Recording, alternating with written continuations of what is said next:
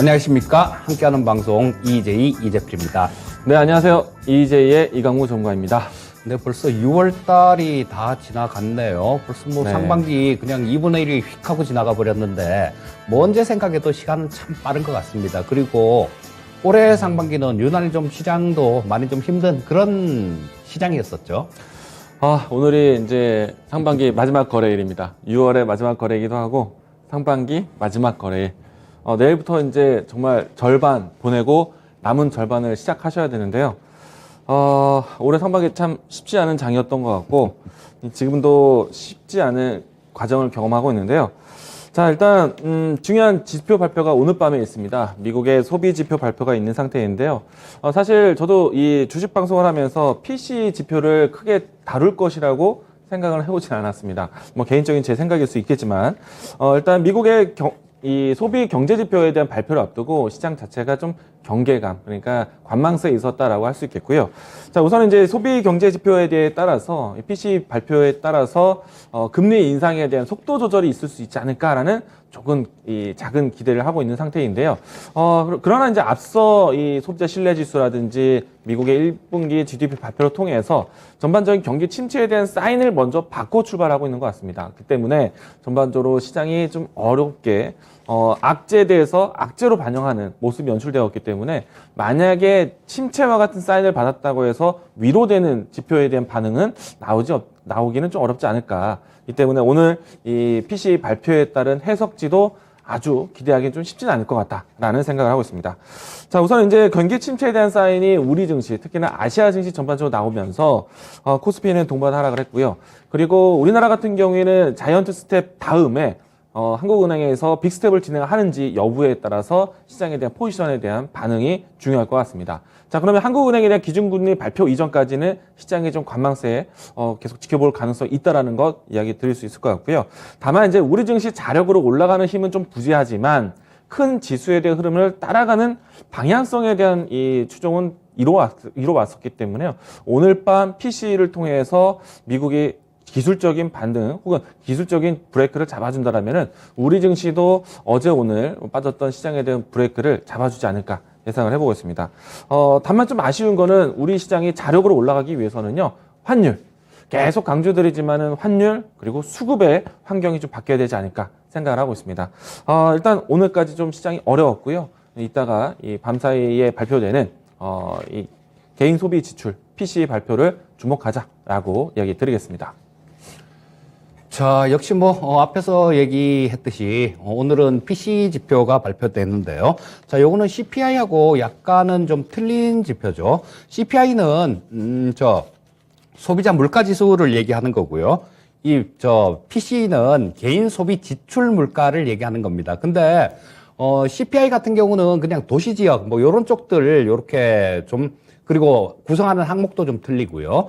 근데 이 PC 같은 경우는 전체적으로 다 하고 넓은 범위에서 합니다. 그리고 그 들어가는 항목도 뭐 의료비 쪽 이런 쪽이 좀 많이 들어가고 국가가 통제할 수 있는 부분들 이런 부분들이 좀 많이 들어가기 때문에 이 PC 지표가 CPI 지표보다는 통상이 아니라 낮습니다.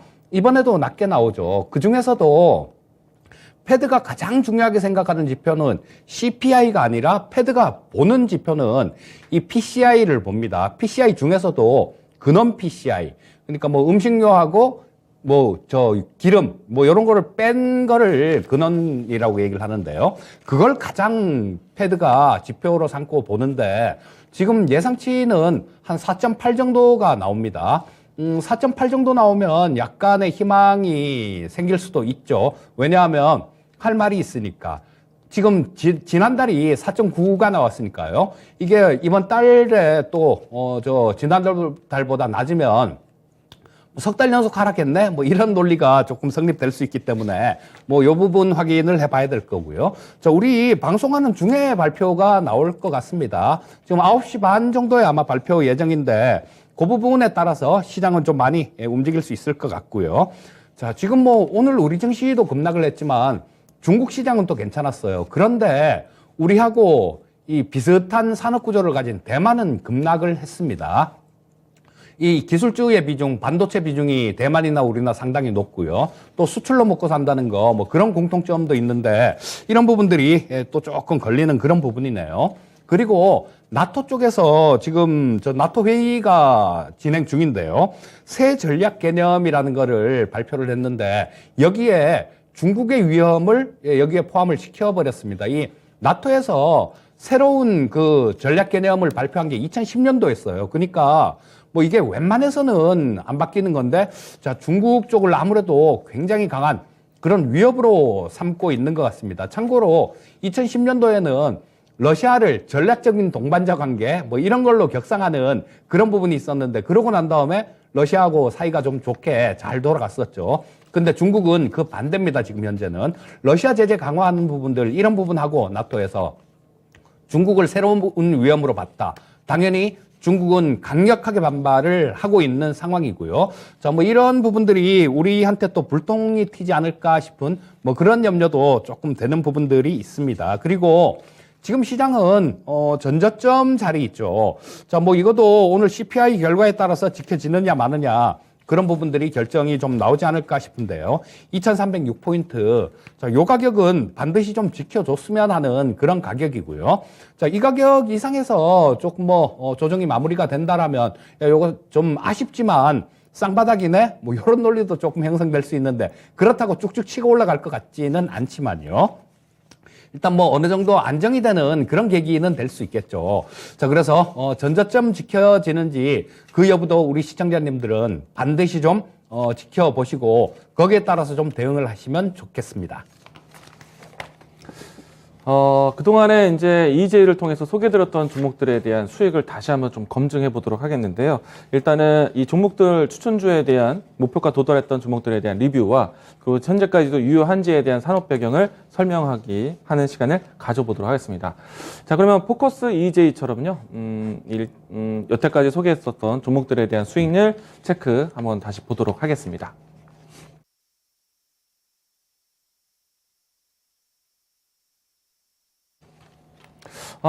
오늘은요, 특별한 시간을 준비를 했습니다. 포커스 EJ이면서도요, 그동안에 소개했던 종목들을 다시 한번 살펴보는 시간을 갖도록 하겠고요. 그동안에 수익을 좀 크게 냈던 종목들을 다시 되돌아보니까요, 물론 이제 목표 달성을 해서 기록은 끝났지만은, 다시 한번 이 종목들을 들여다봤을 때 또 한번 올해 다시 또 주목할 수 있는 소재에 있다는 종목이 좀 많았던 것 같고요. 저도 이제 소개했던 종목들 다시 한번 되짚어 보는데 시장이 워낙에 힘들다 보니까 많이 내려온 종목들이 대부분이었습니다. 이 때문에 뭐 건강한 수익을 냈던 종목들도 상당히 많이 수익을 뱉어낸 분들도 많지 않을까 생각이 되고요. 그런데 이제 떨어진 시장 위치에서 이 종목들 다시 볼 수 있을까? 혹은 많이 올라왔던 종목들에 대해서 다시 볼 수 있을까?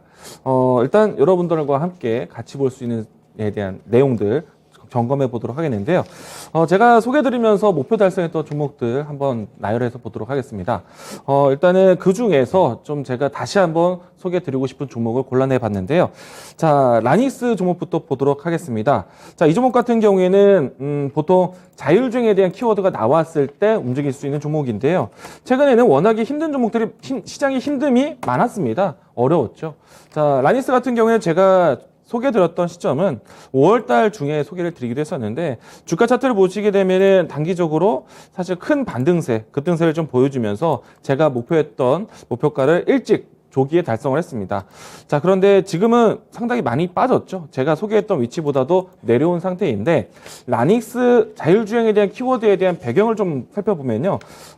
라닉스가 올라가게 되었을 때 큰 뉴스 중에 하나가 그러니까 현대차 그룹이 강남에서 자율주행 4단계에 대한 기술 실증 사업을 진행한다라는 소식이 나왔고요.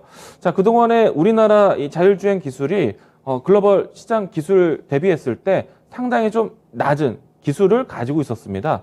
그런데 이제 자율주행 4단계까지 실증 실험을 한다고 하니까 상당히 좀 이 빠른 기술 성장이었다라고 생각이 되고요. 이제는 플라잉카라든지 뭐 그리고 드론 택시 그리고 이와 같이 자율주행에 대한 기술이 앞으로 실행되는 시기가 앞으로 이제 멀지 않아 보이는데요. 이 내용들 때문에 서울시에서도 또 국토부에서도 적극적으로 정책을 준비를 합니다. 물론 이제 지금은 시장이 워낙에 힘들다라는 얘기 때문에 당장 이슈되는 내용들만 움직이고 있는데, 제가 봤을 때는 서울시가 5년 동안에 자율주행 비전 2030이라는 계획을 가지고 있고요. 1,487억 원에 대한 투자를 계획하고 있다는 점은 다시 한번 시장이 좀 안정되었을 때 꺼내볼 수 있는 키워드다라고 생각을 합니다. 자, 따라서 이와 같은 배경이 존재를 하기 때문에요. 라닉스를 비롯해서 자율주행 키워드 함께 보셨으면 좋겠고요. 제가 이제 자율주행 관련된 종목들을 소개해드렸을 때 항상 탑픽으로 이야기 들었던 종목이 라닉스하고 모트렉스 이 종목입니다. 자, 주가를 보시게 되면요. 모트렉스는 개별적인 이슈도 있어서 더 큰 상승을 좀 보이기도 했었고요.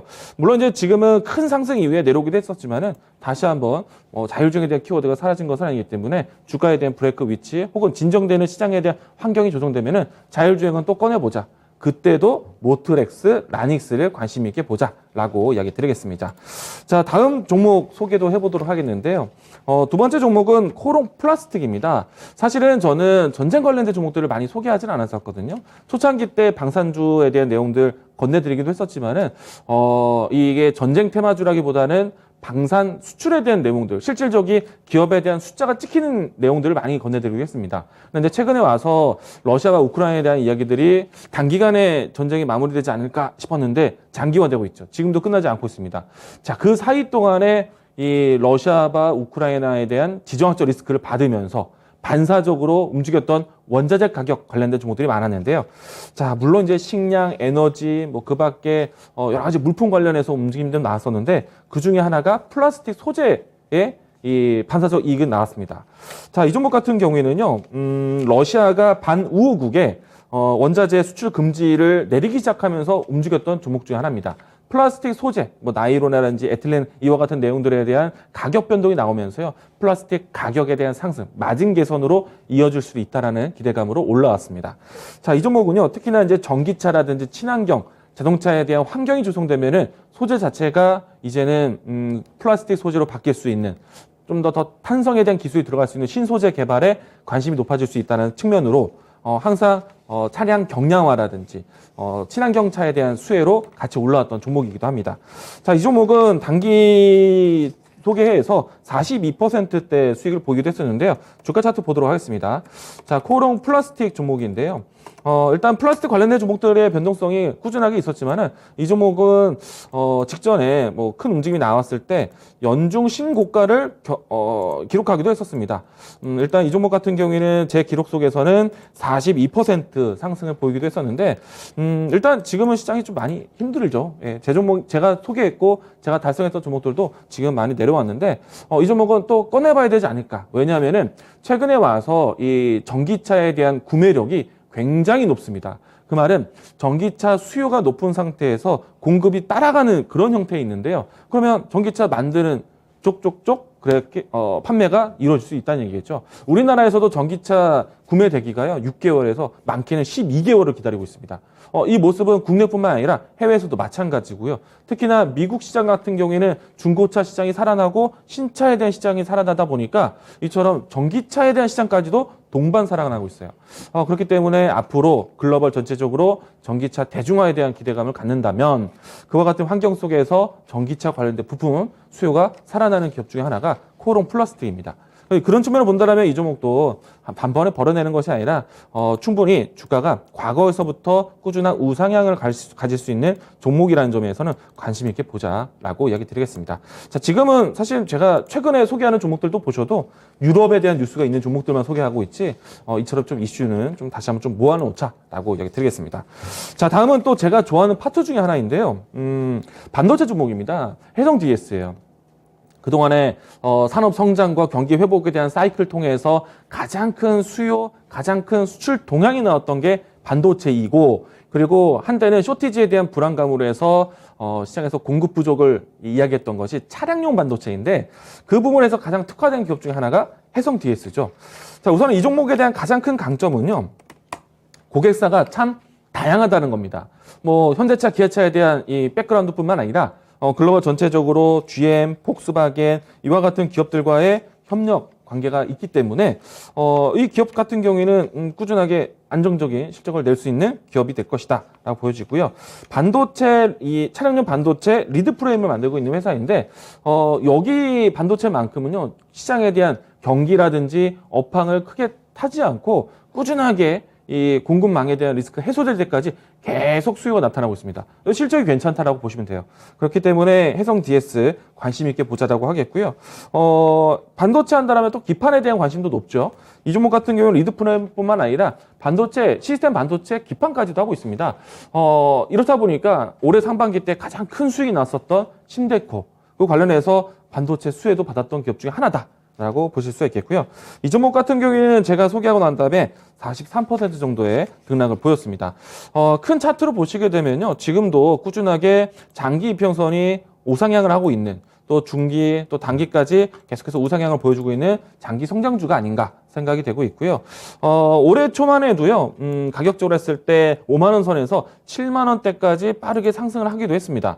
그렇기 때문에 앞으로 이 시장 경기 반도체에 대한 쇼티지가 완벽하게 해소되기 전까지는, 그리고 앞에서 이야기 드린 것처럼 전기차에 대한 수요가 높아지는 때이기 때문에 차량용 반도체에 대한 수요가 굉장히 유지될 것이다 라고 보여집니다. 그래서 지금은 시장처럼 밀려 있지만은 다시 한번 또 챙겨봐야 되는 종목이 아닐까 생각을 하고 있습니다. 제가 생각하는 추세에 대한 하단은요, 조금 더 내려와서 5만 6천 원에서 5만 7천 원 위치, 이 위치면은 추세에 올라탈 수 있는 저점이 아닐까 생각이 됩니다. 해성 DS 그 관점으로 관심 있게 보자라고 얘기 드리겠고요. 한 가지만 더 이야기 드리겠습니다. 해성 DS가 움직일 때는요, 텔레칩스 종목도 잘 갑니다. 물론 이제 이 차량용 반도체 관련된 팹리스 기업도 따로 있고, 그리고 기판 관련해서 또 따로 있지만은 해성 DS와 텔레칩스가 가장 자동차 회사의 옆에서 일하는 회사가 아닌가. 그리고 향후에 삼성전자가 자동차, 그러니까 이 스마트카 혹은 전기차에 대한 사업이 진행된다라면은 이들 기업들이 가장 삼성의 측근의 기업들이 아닌가. 이 부분에 대해서는 텔레칩스도 관심 있게 보자라고 이야기 드리겠습니다. 자, 시장이 어렵습니다. 그런데 이 종목 같은 경우에는 박스권에 대한 부분들, 그동안 지켜왔던 박스권을 지키고 있다는 점 참고로 이야기 드리겠습니다. 자, 다음 종목은요, 덕신 하우징입니다. 제가 올해는 좀 남다르게 보자라고 했던 섹터 중에 하나가 건설 섹터입니다. 왜냐하면 분명히 정부가 새로 바뀌었고요. 그리고 그동안에 코로나 팬데믹 때문에 갇혀 있었던 그러니까 경기 활동에 따른 이 해외 플랜트에 대한 기대감들. 그렇다 보니까 건설 업황에 대해서 긍정적으로 보자라고 많이 이야기 들었었는데요. 요즘에는 원전에 대한 키워드까지 더해지면서 건설주를 새롭게 바라보고 있죠. 자, 그중에서 일단은 덕신 하우징 같은 경우는요, 국내 주택 지표에 관련된 기업입니다. 지금 윤석열 정부에서는요, 상징적인 숫자가 250만 호. 그러니까 과거 정부보다는 새로운 정부에 와서 250만 호의 사이즈로 주택 공급을 하겠다. 그리고 재개발, 재건축, 정비 산업에 관련해서 공급을 늘리겠다는 측면이 강하기 때문에 인테리어 관련된 기업들, 건축 기자재 관련된 기업들이 혜택이 될 수 있다. 이 부분에서 가장 대표적인 종목이 덕신 하우징이 아닐까 생각이 되고요. 주가를 보면서 주변 종목들도 한번 챙겨보도록 하겠습니다. 덕신 하우징 주가를 보시게 되면은 사실은 올해 연중에 신고가를 경신했던 종목입니다. 제가 이때 수익을 크게 냈던 것 같고요. 이 종목 같은 경우에는 46%대 수익이 났습니다. 지금은 다시 한번 박스권의 하단까지 내려와 있는 상태인데, 자, 관련된 종목들을 살펴보시면은 건축 기자재를 먼저 본다. 그러면은 덕신 하우징, NX, 그 다음에 대림 비에코, 한국가구, 이와 같은 종목들을 찾게 되는데, 자, 그들 종목 중에서 지금 반등세를 보여주고 있는 종목들, 그 속도가 덕신하우징이 가장 크다. 종목도 한번 보도록 하죠. NX 보도록 하겠고요. 한국가구 보도록 하겠습니다. 그리고 대림 비엔코, 그리고 벽산. 주가 차트가 대부분 이제 브레이크를 잡으려고 시도를 하고 있어요. 그런데 반등에 대한 높이는 덕신하우징이 제일 강했다. 지금도 보시게 되면은 최근에 저점을 찍었던 위치보다 25% 이상 반등은 좀 나왔고요.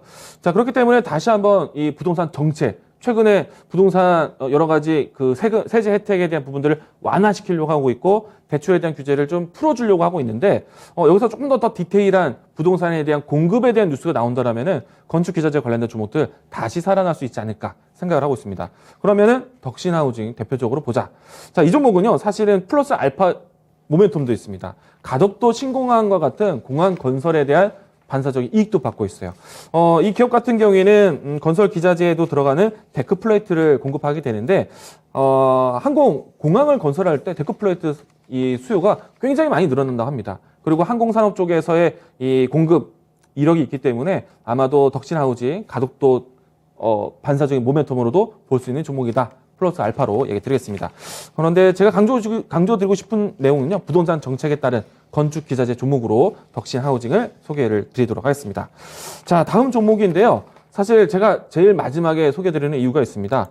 올해 제가 제일 잘했다라고 칭찬을 받는다면요. 일단 심테크, 대석전자, 코리아서키트 작년에도 소개를 많이 드렸기 때문에 제가 사실 다음 달이 되면은 추천 2주년이 됩니다. 심테크 종목이 정말 기억에 남을 테기도 하겠는데 그 종목은 사실 제가 2년 내내 했고요. 작년에도 이야기했던 거고 올해 정말 유난히도 소개를 많이 했고 이 자리에서도 이 종목이 수익을 가장 높이 했다라는 측면에서 가장 소개해드리고 싶었던 종목인데 원준입니다. 자, 이 종목 같은 경우에는 요즘에 좀 깡패 같은 종목입니다. 자, 주가를 먼저 보도록 할게요. 이 종목은요. 최근에 실질적인 호재성 뉴스가 나오기도 했습니다. 시장이 어려운 가운데서도 급등도 했었고 그리고 변덕이 지금 상당히 큰 상태인데 제가 이 종목 같은 경우에는 소개를 드리고 나서 신고가 위치까지 60%가 넘게 수익이 났습니다. 이 종목을 제일 소개를 잘했다고 생각이 되고요. 실질적으로 제가 전망했었던 무중에 대한 발표까지 나왔습니다. 근데 저는요 앞으로도 또 이 종목을 계속 지켜보는데 무중이 혹은 증자에 대한 이슈가 한 번 더 나와야 되지 않을까. 지금도 무중이요 1대1 비율이 아니라 1대2 비율로 해서 나오게 되는데 여전히 물량이 크지 않다. 500만 주밖에 없었어요. 그런데 1대1 비율 되면서 1,500만 주 될 것인데 여전히 물량이 적다. 시장에 유통되는 주식수가 적다. 저는 그래서 추가적으로 증자가 한 번 더, 뭐 당장 바로 나오진 않겠지만 뭐 시간을 두고 한 번 더 기대해 볼 수 있는 종목이 아닌가 생각이 되고요. 자, 원준에 대한 소개를 좀 더 드리면요. 요즘에 특히나 이제 오늘장 같은 경우에는 2차 전지 관련된 종목들이 상당히 어려웠습니다. 많이 빠졌어요. 그런데 그럼에도 불구하고 시장보다 움직임이 좋았고 시장보다 강했고 현재도 2차 전지 관련된 종목도 빠졌지만 이 종목 같은 경우에 추세가 여전히 저점을 높여가는 추세 진행 속에 있다. 저점을 확실히 높여가고 있는 추세이고요. 그리고 곧 있으면은 7월 중순쯤에 권리락이 생기게 됩니다. 무상증자 권리락이에요. 그렇기 때문에 최근에 무상테마라고 불릴 수 있는 종목들, 무상증자 뉴스 나오고 나서 오히려 더 잘 가는 종목들, 권리락 나오기 전에 변동 나와도 권리 나오고 또 가는 종목들, 그런 혜택을 좀 기대해보면서 이 종목을 좀 더 보셨으면 좋겠고요. 자, 이 종목을 또 잘했다고 생각되는 이유는요. 제가 방송을 통해서도 이 종목은 계속 소개를 드렸고 추가적으로 비중도 정말 안전하게 담아가보자, 비중도 많이 사보자라고 했던 종목이 이 종목이었습니다. 자, 물론 이제 지금은 저점에서 샀던 때보다는 많이 올라왔습니다. 지금 고점 대비 내려왔다 하더라도요. 제가 샀던 위치보다는 충분히 올라와 있는 상태이기 때문에 추세를 타는 매매는 좋지만 비중을 막 사는 시기는 아닐 것이다. 그래서 이 부분에 대해서는 좀 분별 이야기 드리겠고요. 자, 이 종목에 대해서 소개를 조금만 더 한다면은 이 종목은요. 2차 전지 소재를 좀 더 강화시키기 위해서 열처리 장비라는 것이 있습니다. 특히나 전기차 한 대를 만들 때 가장 비싼 부품은요. 배터리입니다. 그래서 배터리를 가장 중요하게 보고 있고요. 배터리를 하나 만들 때 가장 비용이 들어가는 것이 양극재입니다. 음극재, 분리막, 전해질이 있는데 양극재 비용이 제일 크게 되어 있고요. 그런데 양극재에 대한 최근의 기술 동향은요. 하이 니켈. 그러니까 이 니켈의 함유량을 높이면서 양극재에 대한 이 강도를 높이고 효율을 높이는 것인데 일정한 비율로 양극재, 그러니까 니켈을 올리면서 비용도 올라가는 측면이 있었지만은 사실은 어느 일정한 수준의 양극재, 그러니까 니켈을 올리게 되면은 그 이상의 니켈을 올리는 것은 굉장히 큰 비용을 들어가게 됩니다. 그래서 만약에 올리는 대로 효율은 높아지겠지만 한번 충전해서 더 멀리 가겠지만 비용적인 부담이 커질 수가 있다. 비용을 올리는데 한계가 있다. 점진적인 비율적으로 올라가는 것이 아니라 이렇게 올라갑니다. 그렇기 때문에 그 효율을 빨리 바꾸기 위해서는 소재에 대한 강화가 필요합니다. 그 중에 하나가 장비가 열처리 장비. 그래서 양극재 쪽에서 많이 집중되어 있어 많이 지금 교체되고 있는 장비 중에 하나이고요. 또 음극재 쪽에서도 이 열처리 장비가 도입되고 있기 때문에 원준의 앞으로 할 일은 상당히 크지 않을까. 또 한 가지, 원준이 이와 같이 이 열처리 장비를 주로 공급하는 곳이 포스코 케미칼인데 포스코 케미칼이 또 LG 에너지 솔루션 쪽으로 공급을 또 많이 합니다. 그래서 원중 같은 경우에는 결국에 폭스코 케미칼, 이 LG 에너지 솔루션과 같은 밸류로 따라가는 것이기 때문에 지금 우리나라 셀 기업 중에서 전 세계 셀 기업에서 가장 대규모 투자를 준비하고 있고 생산을 가장 늘리려고 하고 있는 기업이 LG 에너지 솔루션. 그와 같은 혜택을 받을 수 있는 기업 중에 하나가 이 기업이다라고 얘기 드리겠습니다. 자, 일단은 이 원중에 대한 얘기까지 건네드리면서요. 전반적으로 제가 소개드렸던 수익이 좋았던 종목들을 다시 한번 리뷰를 했고요. 사실은 뭐 등락이 워낙 있었기 때문에 목표가를 달성하고 나서 내려온 종목들, 다시 조정이 된 종목들, 눌림목을 준비한 종목들이 있습니다. 근데 오늘 제가 나열했던 종목들은요, 다시 봐도 좋다라는 키워드, 다시 꺼내보자라는 섹터 위주로 이야기를 드려왔습니다. 일단 기업을 좀 더 안전하게 볼 수 있다라면요, 지금같이 뭐 지정학적 리스크, 전쟁 테마주만 보는 때가 아니라 이와 같이 안전한 기업들 선택해서 시장을 이겨내자라고 이야기 드리도록 하겠습니다.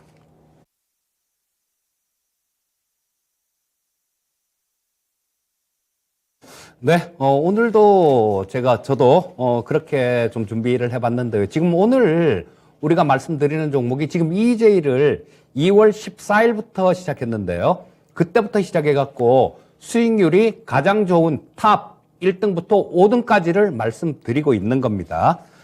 자, 지금 첫 번째로 말씀드릴 종목은 3월 초 정도, 이때쯤에 3월 초 정도에 3월 한 8일 정도로 기억하는데요. 그때쯤 말씀을 드렸었는데 대동이라는 종목이 있습니다. 자, 이 종목은 그때부터 해서 수익률 62.45%를 달성했고요.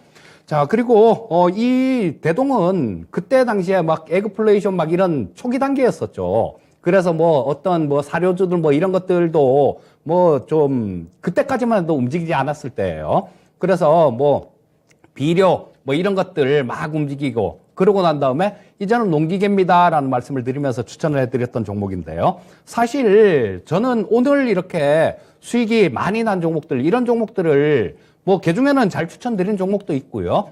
근데 잘 추천을 드렸다라고 생각하지는 않습니다. 왜냐하면 이런 장에서도 어느 정도 잘 버텨주는 종목들, 그런 종목들을 잘 추천을 했다라고 그렇게 자랑을 해야 될 것 같은데요. 뭐 오늘 말씀드릴 종목들, 이 종목 중에서는 그런 종목도 있고 그렇지 않은 종목도 있기 때문에 사실 제가 잘 이렇게 말씀드렸다라고 생각되는 부분들은 올해 가장 많이 말씀드렸던 방산주 쪽이나 로봇주 쪽, 그런 쪽은 제가 정말 추천을 잘 드렸다라고 생각을 합니다. 근데 오늘은 뭐 추천을 잘 드린 종목도 있고 그렇지 않은 종목도 있다라는 거 말씀드리고 싶고요. 자, 그리고 지금 뭐 현재도 식량안보 뭐 이런 것들이 좀 많이 강화가 되고 있죠. 그래서 뭐 어느 정도 성장성들 이런 것들은 이 대동도 이어갈 수 있다라는 생각이고요. 자, 올해 대구 공장에 스마트 팩토리 3단계 구축을 완료를 했습니다. 자, 이게 의미하는 거는 뭐냐 하면 원가가 절감이 되겠죠. 생산 원가를 절감시킬 수 있고 또 이런 부분들은 생산성 향상으로 이어질 수 있기 때문에 지금 주가 자체가 뭐 이렇게 좀 많이 빠져내려온 상태에서 뭐 지금 현재 상태는 이 갖고 있는 밸류에이션에 비해서 가격 메리트도 어느 정도는 발생한 구간이다라는 생각이고요. 자, 그래도 일단 아직까지는 추천한 가격 위에는 있는 것 같네요. 자, 일단 그렇게 보시면 될 거고, 이 대동 같은 종목들 지금 현재 뭐 바닥까지 거의 다 내려왔습니다. 그러니까 차분하게 이렇게 좀 보시면서 좀 매집이랄까 뭐 그런 개념으로 접근을 하시면 좋을 것 같고요. 자, 농기계 팔아서 매출을 1조 클럽에 도달한 기업입니다. 근데 지금 시가총액이 2,776억 정도밖에 안 됩니다. 자, 또다시 제가 말씀드릴 때, 추천드릴 때 쌉니다, 저평가되어 있습니다, 이런 말씀을 드렸는데 또다시 그런 구간으로 진입했으니까 이 대동 한번 관심 있게 잘 보시면 좋겠다, 뭐 이렇게 말씀드리겠고요. 자, 그 다음은 현대에너지 솔루션인데요. 자, 이 현대에너지 솔루션은 3월 말 정도에 추천을 드렸었죠. 자, 추천주 수익률은 65.27%가 발생이 됐네요. 자, 제가 아까 말씀드리기를 잘 추천드린 종목도 있고 아닌 종목도 있다라고 말씀을 드렸는데요. 이 현대에너지 솔루션 같은 경우는 잘 추천을 드린 종목이죠. 자, 뭐 지금도 어제도 지금 뭐 신고가를 기록을 했습니다. 그리고 친환경 에너지 쪽에 제가 잘 추천을 드렸다라고 자부하는 그런 것들은 큰 그림에서 예, 그런 그림에서 구조적인 성장을 해갈 수 있는 종목들, 이런 것들은 잘 추천했다라고 말씀을 드리는데, 어떤 모멘텀을 보고 추천드린 종목은 그거는 예, 그때그때 생겼다가 꺼지는 모멘텀이니까 잘 추천했다라고 볼 수도 없는 거겠죠. 자, 그래서 지금 뭐 이 현대에너지 솔루션은 친환경 에너지 투자가 지금 글로벌적으로 대세가 돼 버렸습니다. 지금 나토 회의에서도 일부 그런 움직임이 있었죠. 프랑스의 마크롱 대통령은 러시아하고 내가 전쟁 중재를 할 수도 있다, 프랑스가, 이런 얘기도 하고, 또 저 독일의 숄츠 총리 같은 경우는 그랬었죠. 뭐 살짝 좀 평화 쪽으로 이렇게 휴전 쪽으로 이렇게 넘어가려다가 지금 다시 돌아왔는데요. 자, 이런 부분들이 좀 다 에너지 때문이었죠. 근데 지금 나토 회의에서는 또 제재를 더 강력하게 하기로 다시 재차 결의를 했습니다. 자, 근데 가장 빨리 유럽 쪽에 설치할 수 있는 부분들, 지금 유럽 쪽 같은 경우는 발등에 완전히 불이 떨어졌지 않습니까? 그렇기 때문에 빨리 설치할 수 있는 태양광에 대한 투자도 많이 늘려야 되고요. 그리고 또 마찬가지로 뭐 해상 폭력이나 이런 부분에 대해서도 많이 늘려야 됩니다. 자, 윤 대통령께서 지금 나토 정상회의에 가셨는데요. 다행인 게 뭐 외국 정상들하고 뭐 해상 폭력에 대한 얘기도 하고, 그다음에 뭐 태양광 뭐 이런 얘기도 하고, 수소 관련되는 그런 얘기도 하고 계신 것 같습니다. 저는 원전 쪽으로 너무 쏠리시길래 사실 그게 좀 걱정이었었는데, 뭐 이번을 계기로 조금 냉정하게 국제사회에 돌아가는 뭐 이런 부분들에 대해서 좀 뚜렷하게 이렇게 좀 따라가는 그런 부분이 됐으면 싶은 생각이 들고요. 자, 이 현대에너지 솔루션은 국내 대표 태양광 모듈 업체입니다. 매출의 대부분, 그러니까 하나솔루션이나 뭐 이런 것들은 다른 쪽의 매출 부분들이 굉장히 많은데요. 이 현대에너지 솔루션은 그쵸, 태양광 모듈의 매출이 90% 이상입니다. 그러니까 이 종목은 태양광 쪽이 되면 탄력 있게 올라가는 거죠. 되는 겁니다. 그리고 이때 저 추천드릴 때 당시에 말씀을 좀 드렸었는데요. 신공장을 준공을 했습니다. 그래서 생산 캐파가 1.4기가 정도로 뭐 전년도보다 2배 이상 증가가 했습니다. 자, 2배 이상 생산 캐파 증가했는데 해외 분위기들하고 뭐 이런 분위기들이 좋아진다. 그렇게 되면 이 종목은 어떻게 봐야 되겠습니까? 단기간인 중장기적인 그런 시각으로 보시면 좋겠다. 이렇게 말씀드리겠고요. 자, 지금 뭐 이 종목도 마찬가지 시가총액이 4천억 정도밖에 안 되는 종목입니다. 자, 뭐 현대중공업 계열에 있는 그런 기업이니까요. 뭐 일단 기업 그룹사에 속해 있는 기업이기 때문에 뭐 기업도 안정성도 상당히 높다라고 볼 수 있을 것 같고요. 자, 말씀드렸을 때 그때까지만 하더라도 올해 예상되는 그 영업이익이 10배 미만 한 8배 정도 그쯤에서 말씀드렸던 것 같은데, 지금 뭐 현재 상태는 거의 10배가 약간 넘는 그 정도 수준에 와 있네요. 하지만 이 현대 에너지 솔루션 같은 경우는 중장기적으로 좀 길게 보시고 들고 가시면 좋겠다. 뭐 이런 종목입니다.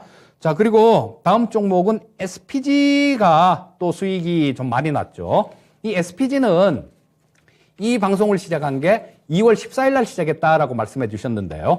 이 SPG는 2월 15일 날 추천을 드렸습니다. 두 번째 날 추천을 드렸는데요. 그때부터 시작해서 수익률이 72.44%를 기록을 했는데, 자, 지금 뭐 최근 들어서 좀 급락하는 모습이 나왔는데 그 이유는 좀 이따가 말씀드리겠습니다.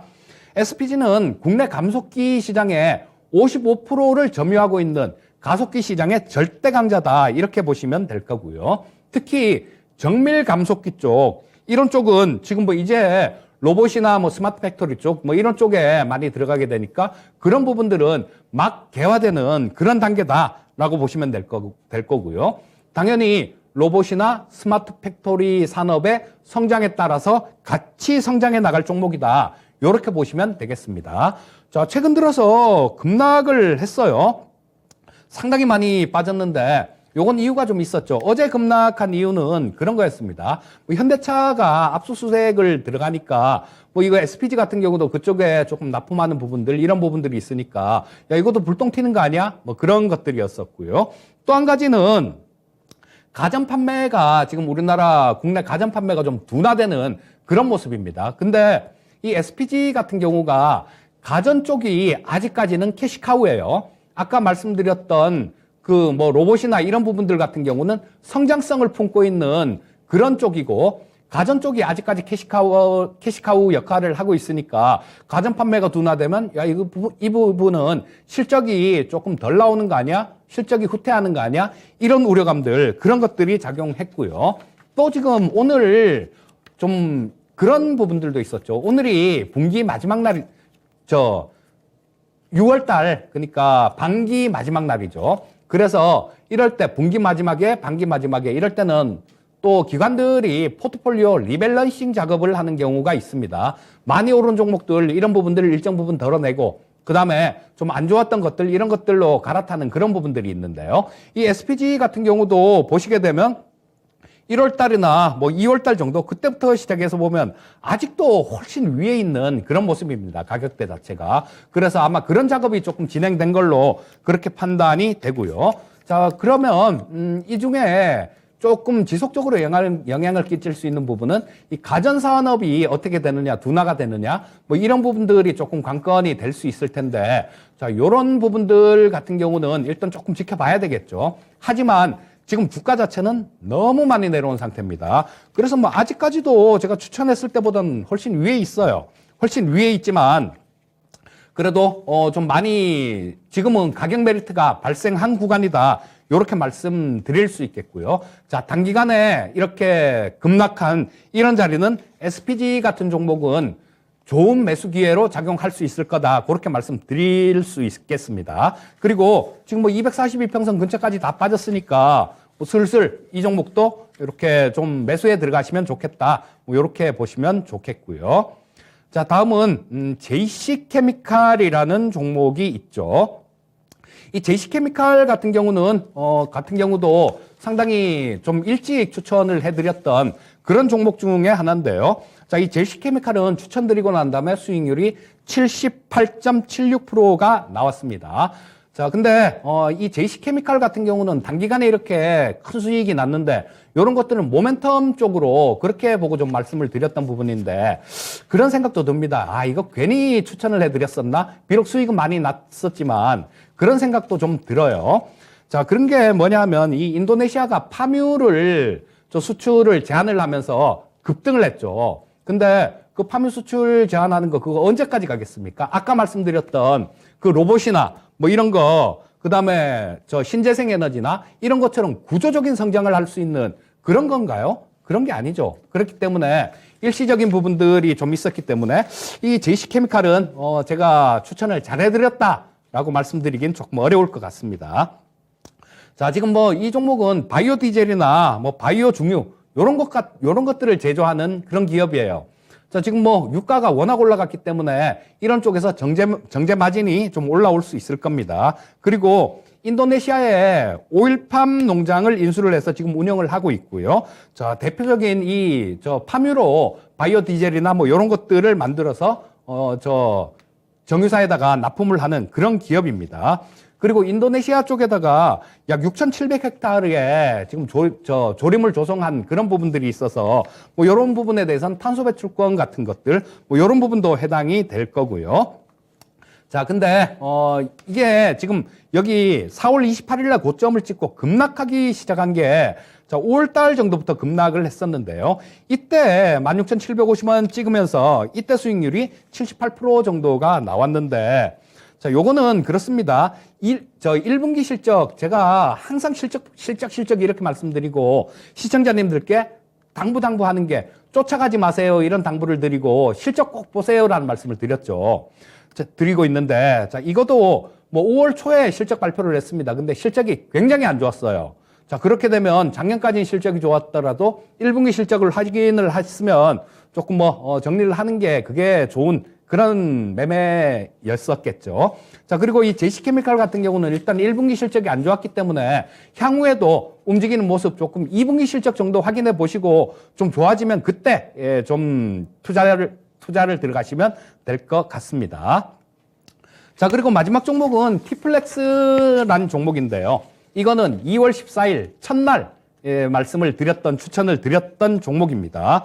자, 이거는 수익률이 84.24%. 그래서 뭐 제가 말씀드렸던 종목들 중에 되게 제가 생각해도 잘했다. 뭐 이런 종목들은 뭐 수익률 한 40%, 50%대 수두룩 빡빡하게 있는데요. 그 종목은 순위 안에 못 들어가서 오늘 말씀을 못 드리는 겁니다.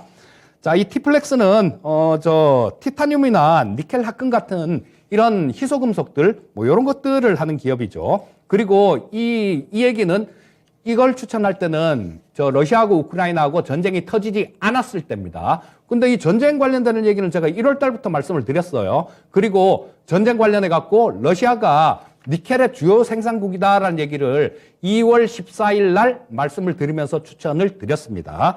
자, 그래서 이런 부분들이 향후에도 뭐 조금 뭐 전쟁이 어떻게 돼갈지 그런 부분에 대해서는 예측하기는 조금 어렵지만요. 니켈 같은 것들, 저런 것들, 원자재 가격들 이런 것들은 워낙 등락이 심했지만 조금 안정을 찾으면서 하반 경직을 보이지 않을까 싶은 생각이 들어요. 자, 그리고 이 티플렉스는 그거 외에도 지금 중국이 아까 말씀드리길 강력하게 반발하고 있다 이런 말씀을 드렸는데요. 나토에 대해서. 근데 요거는 히토류 관련주로 분류되기 때문에 미중 갈등 뭐 이런 것들이 있을 때 그때도 좀 수혜를 볼 수 있는 그런 종목입니다. 자, 실적 부분들 1분기에도 굉장히 좋아졌어요. 자, 실적 부분들 많이 좋아졌는데 주가는 고향 앞으로 왔네요. 자, 지금 현재 상태 이 티플렉스 같은 경우도 천천히 차분하게 좀 노려보시면 좋겠다. 이렇게 말씀드리고 오늘 준비한 내용을 마치도록 하겠습니다. 자, 일단 EJ 그동안에 소개했던 종목들을 또 다시 되짚어 보기도 했었는데요. 자, 그러면은 상반기를 마치고 하반기를 준비하는 내용, 또 이 다음 이 스토리에 대한 준비 보도록 하겠습니다. 자, 하반기를 위한 전략과 전망과 전략 이야기를 좀 들어보겠는데요. 제가 생각했을 때 현재 시점에서 좀 봤을 때는 지금 가장 우리나라 시장에서 필요한 것은 수급이 아닐까. 라고 이야기 드리고 있고요. 최근 한 달, 두 달에 가까운 시간 동안에 내내 이야기를 들었던 것 같습니다. 일시적으로 외국인이 들어오는 포인트도 있었지만은 결국에는 장기간 동안에 외국인의 매도세가 진행이 되었고요. 아주 대규모의 매도세가 아니었더라도 꾸준한 매도세에 시장은 참 힘들게 진행되었다라고 생각합니다. 우리 시장의 가장 큰 악재는 수급이었다. 자, 그러면 수급이 바뀔 수 있는 환경을 바꿔야 되는데 가장 중요한 거는 그러니까 이 환율에 대한 환경이 중요하지 않을까 생각이 되고요. 자, 오늘은 1,302원 90점까지 올라갔습니다. 이 때문에 장중 연고점을 돌파하기도 했었는데요. 강달러가 지속되는 부분들을 좀 견제를 해야겠죠. 그래서 달러화를 견제할 필요가 있다는 점에서는 누차 강조드렸는데 드디어 상반기 때 견제하지 못했던 내용들이 이제는 하반기 7월 달에 있을 것으로 예상을 합니다. 물론 이제 금리에 대한 보폭이 한국은행처럼 같이 따라와 준다라면은 달러에 대한 가치에 대한 견제가 좀 나올 수 있지 않을까 생각이 드는데 그동안에 신흥국들에 대한 이 방어태세가 아니라 선진국들에 대한 방어태세가 필요했다. 특히나 달러 인덱스, 달러화에 대한 내용들 보시게 되면은 가장 중요한 견제 요인은 유로와 파운드와 엔화입니다. 뭐 물론 이제 다른 국가들의 통화도 세 개 국가가 더 있긴 하지만은 가장 큰 비중은 유로, 파운드, 엔화입니다. 자, 그래서 유로화에 대한 이 통화 정책, 그리고 파운드에 대한 통화 정책, 엔화에 대한 통화 정책이 필요했다라고 할 수 있겠고요. 자, 7월 달에요. 22일부터 해서 이 통화 정책이 드디어 좀 바뀌어갑니다. 그러면 일부의 통화 정책으로 인해서 이 달러 가치에 대한 견제가 되지 않을까. 그러면 우리 시장에서 불고 있는 강달러가 견제되지 않을까 조심스럽게 예상을 해봅니다. 자, 그래서 저는 일단 우리 시장이 자력으로 올라가기 위해서는 달러에 대한 조정 분위기, 이 부분들이 가장 중요하지 않을까 생각이 되는데요. 환율 차트 잠깐 보도록 하겠습니다. 자, 환율 차트를 좀 보시게 되면요. 그동안의 이 환율에 대한 등락이요. 한동안 이제 이 상승 분위기에 대한 추세가 조정받는 분위기로 바뀌기도 했습니다. 가장 최근의 일인데요. 이 3거래일 동안에 조정받는 분위기가 나오면서요. 일시적이었지만 외국인의 순매수사가 들어오기도 했었고요. 그런데 다시금 올라가는 분위기, 특히나 1,300원 라인대에 대한 돌파가 장중에 시도되면서 상징적으로 시장의 고환율에 대한 리스크가 다시 발동이 됐습니다. 그러니까 외국인들이 들어오기 더 힘들지 않았나 생각이 되고요. 이 부분들 바뀌려면 우리가 자력으로 바뀌려면은 하반기에 환율에 대한 방향성을 보자. 7월 달에 기대해보자라고 얘기 드려보겠습니다. 자, 일단은, 그럼에도 불구하고 시장의 어려운 부분들을 헤쳐나가기 위해서는요, 시장에 대한 저가 매수세, 만약에 들어온다면은 많이 빠졌던 종목들을 챙겨갈 것이고, 그리고 계속해서 커나갈 수 있는, 돈이 벌 수 있는 산업들로 해서 집중하지 않을까 생각이 되고요. 나포과제 인식에서는 반도체, 2차 전지 섹터가 있고요. 물론 이제 성장에 대한 모멘텀과 투자에 대한 모멘텀이 있기 때문에 저는 지금의 환경에서는 두 IT 섹터가 안 좋지만은, 떨어지는 걸 기다려야 된다. 떨어지고 올라오는 것도 빠를 것이다라고 예상을 합니다. 그 와중에 최근에 대규모의 발주가 나오고 대규모의 수주가 나왔었던 조선주 같은 경우에서도 오랜 시간 동안에 묵혀 있었던 조선 업황에 대한 회복을 보고 있기 때문에 조선 업황은 좀 더 긍정적으로 보자. 최근에 와서는 제가 조선주하고요, 조선 기자재를 소개를 많이 드립니다. 뭐 오늘 같은 경우에는 한국카본이라든지 동성화이텍 같은 종목들도 변동성이 좀 컸었는데요. 자, 일단은 이와 같은 포인트로 해서 7월 달을 시작하신다라면은 시장에서는 좀 방어적인 준비가 되지 않을까 생각이 되고요. 일단 시장에 대해서는 저는 7월 달부터 지표가 바뀐다라는 것을 포인트로 좀 이야기 드리겠고요. 그리고 시간이 지나면서 자력적으로 올라갈 수 있는 저평가에 대한 시장 매력 기다려보자라고 얘기 드리겠습니다. 그동안의 시장 흐름 때문에 많이들 힘드셨을 거라 생각이 되는데 환율에 대한 변화를 보는 그 타이밍에서는 적극적으로 나서자라고 다시 한번 이야기 드리도록 하겠습니다. 네, 자, 뭐 오늘 저도 하반기 시장에 대해서 좀 말씀을 드릴 건데요. 자, 이 시간을 통해서 여러분들 분명히 기억하실 겁니다. 시장에 대해서도 굉장히 좀 조심해야 될 때 조심하셔야 된다라는 말씀을 많이 드렸었고요. EJ 시간에서 좀 심하게 말씀드렸을 때는 연준에서 그렇게 금리를 급하게 올리고 장 올라가는 꼴을 못 봤습니다. 굉장히 좀 안 좋았습니다라고 말씀드리면서 2000년대 그때 예를 들어서도 좀 말씀을 드렸어요. 자, 종목 하나가 중요한 게 아니라 시장을 보는 눈, 이게 정말 중요한 겁니다. 자, 그래서 일단 뭐 시장에 대해서는 그렇습니다. 지금 아직까지는 하방 압력이 좀 있는 것 같아요. 자, 근데 뭐 8월 달 정도, 그 정도까지는 하방 압력이 조금 있을 것 같고요. 그리고 뭐 저 지수도 마찬가지로 이 시간이 지나면서 조금 더 뭐 조정을 받을 수도 있겠다, 뭐 그런 생각도 듭니다. 하지만 지금 여러분들 동투기 전이 제가 가장 어둡다 이런 말씀을 얼마 전에도 한번 말씀을 드렸었는데요. 지금 동투기 직전이라고 말씀드리진 못하겠습니다. 하지만 새벽 4시 반이나 5시 정도 뭐 그쯤은 된 것 같아요. 자, 그러니까 시청자님들도 너무 의기소침해 하지 마시고요. 좀만 더 이렇게 견디시다 보면 좋은 날이 분명히 있을 걸로 그렇게 생각이 됩니다. 뭐 제 생각에는 한 8월 달 정도까지는 조금 하방 압력이 있지 않겠나 싶은 생각이 들고요. 그 이후에는 긍정적인 움직임이 예상된다. 이렇게 말씀드리고 싶습니다. 자, 지금 우크라이나 전쟁이 한참인데요. 현재 상태는 조금 답보 상태에 빠져 있는데 우크라이나 전쟁이 터진 게 2월 24일입니다. 그렇게 되면 뭐 한 8월 달 말 정도 이쯤 되게 되면 6개월이라는 시간이 또 훌쩍 지나가 버리죠. 지금도 이 투자자들 사이에서는 이 전쟁에 대한 이런 부분들이 조금 둔감해지고 있습니다. 그렇기 때문에 뭐 한 2달 정도 더 지나면 이 전쟁이 어떤 변수가 아니라 뭐 푸틴이 뭐 핵을 쏘고 이렇게 되면 얘기가 또 틀려질 수 있겠죠. 하지만 그런 일이 없는 다음에는 전쟁이 해결 가닥을 좀 그럴 가능성도 있고요. 또 계속 된다고 하더라도 이제는 이 전쟁 자체가 커다란 변수가 아닌 그냥 전쟁 있어 왔던 거야 라고 상수로 시장이 인식할 가능성이 높습니다. 그리고 연준도 마찬가지 7월 달 정도까지는 자이언트 스텝으로 이렇게 갈 것 같아요. 지금 뭐 이번에도 뭐 75bp 7월 달에 인상을 하는 부분들, 이런 부분들이 뭐 한 80% 이상 확률로 이렇게 나오고 있는데요. 자, 그렇게 되면 8월 달에는 연준의 통화정책회의가 없습니다.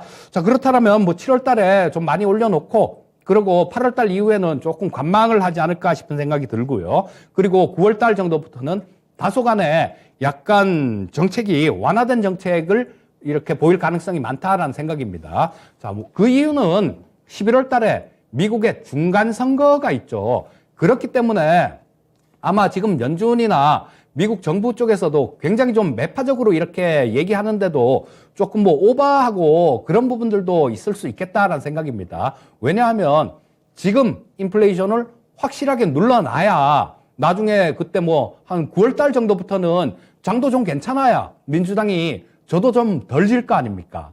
그래서 그런 부분들도 어느 정도 작용할 수 있다라는 생각이 들고요.